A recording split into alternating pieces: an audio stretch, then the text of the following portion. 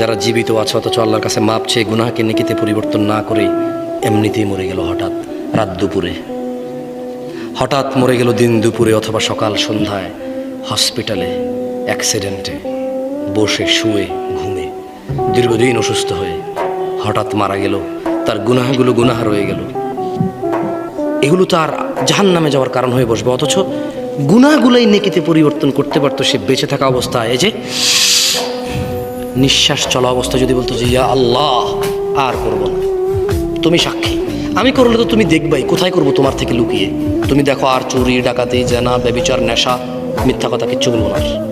তবে তুমি আমার আগের গুনাহকে যেমনটা তুমি কোরআনে ওয়াদা করেছো যে নেকিতে পরিবর্তন করো, তুমি করো, আর তুমি দেখো আমি আর গুনাহ করবো না।